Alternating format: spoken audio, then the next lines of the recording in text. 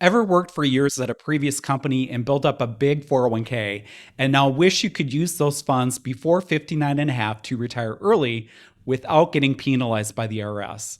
And since the rule of 55 doesn't apply, is there any other option to access these 401k funds early without penalty? Surprisingly, there is, and very few people seem to know about it. Today, we're covering a legal but strict IRS loophole, Rule 72T, that lets you pull from your 401k or IRA early, penalty free. But be aware, this option comes with serious strings attached, including a rarely discussed risk that can derail your retirement if you're not careful. If you want early access to retirement money and have few other choices, this may be the door you're looking for. Today, I'm going to break down how it works, when it makes sense, and what you must know before you touch a dime using this strategy. Before we dive completely into it, if you're working toward early retirement, be sure to grab my free checklist, 12 Must-Do Steps to Retire Sooner and Smarter. It's packed with practical tips to help you make the most of your money and your retirement years. You'll find the download link in the description. So what exactly is IRS Rule 72T? IRS Rule 72T lets you avoid the 10% early withdrawal penalty on retirement accounts if you commit to substantially equal periodic payments or SEPPs for at least 5 years or until age 59 and a half, whichever is longer. You can use 72T with a traditional IRA, Roth IRA, or 401k as long as you're no longer working at the company sponsoring the 401k.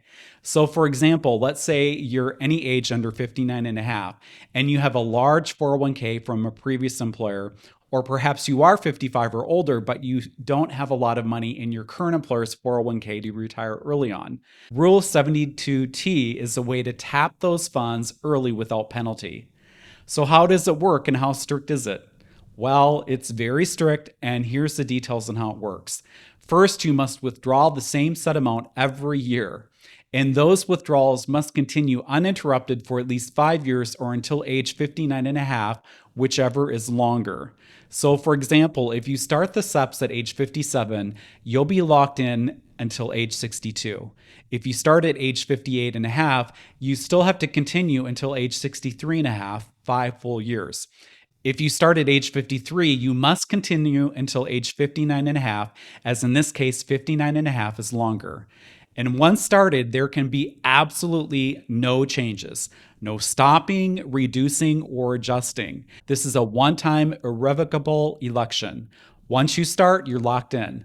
There are no exceptions for financial hardship, life changes, or even if the IRS changes its rules.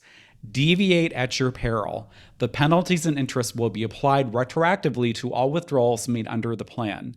So you can see there are some real risks with using this rule. First, you have the rigid withdrawal problem. Life happens. For example, there can be market drops or your retirement expenses may shift. But under this rule, you are locked into those withdrawals with zero flexibility. Second, and a big one, sequence of returns risk. If the market tanks early in your SEPP period, you're forced to keep selling investments at lower prices. This amplifies your losses and can drain your savings much faster, making recovery extremely difficult when the market later rebounds. Unlike more flexible accounts like a taxable brokerage, you can't scale withdrawals back or pause them. That's why sequence of returns risk is especially dangerous under Rule 72T. Third, there can be tax consequences. Because most people use this to withdraw from their 401k or traditional IRA, every withdrawal counts as ordinary income, which in turn affects your modified adjusted gross income or MAGI, which impacts subsidies you can qualify for if you're on an ACA marketplace plan for health insurance, since subsidy assistance is based upon your MAGI. And if you are using this to withdraw early from a Roth IRA or 401k before age 59 and a half, the portion of each withdrawal that comes from earnings is treated as taxable income and counts towards your MAGI. Rule 72T only waives the 10% early withdrawal penalty.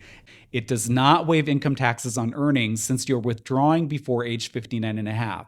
As such, since these are non-qualified distributions, earnings are still taxable even if the account has been open for more than 5 years.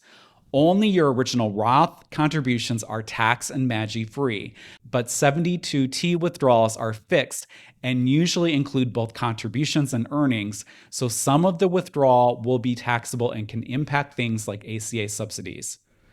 And this is not so much a risk, but something you have to be very diligent about if you do this.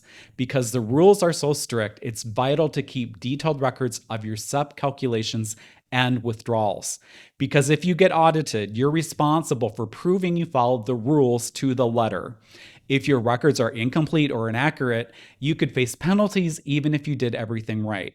So with all this in mind, when does it make sense to use this rule? Really, in a couple of circumstances. You're retiring well before 59 and a half and need ongoing income from retirement accounts. Taxable brokerage accounts, Roth contributions, or the rule of 55 aren't options, which are certainly the better alternatives to fund an early retirement. Why? Let's talk about the alternatives briefly. First off, a brokerage account is safer and more flexible. You have control over when and how much to realize in capital gains, and that can help manage your MAGI for ACA subsidies. For example, you can sell higher cost basis shares or harvest losses to stay under subsidy cliffs. Roth IRAs allow tax-free withdrawals of contributions and don't affect MAGI. And the rule of 55 applies only to 401ks from your current employer if you retire from them at 55 or older. But remember, those withdrawals are taxable and do count towards MAGI for ACA premiums. So bottom line regarding IRS Rule 72T, it's good to know it's an option to fund an early retirement, but think really hard before deciding to use it. The lack of flexibility and risk of sequence of returns have the potential to devastate your retirement if markets turn south. Before pulling this trigger, you really need to think it through carefully and consult not just with a financial planner, but with a qualified tax professional or CPA who has deep experience with this IRS rule.